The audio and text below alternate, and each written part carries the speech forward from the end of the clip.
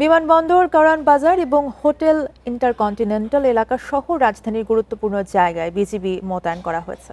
শুক্রবার বিকেল 4:45টার দিকে বিজিবির জনসংযোগ বিভাগের দেওয়া এক বিজ্ঞপ্তিতে এই তথ্য জানানো হয়।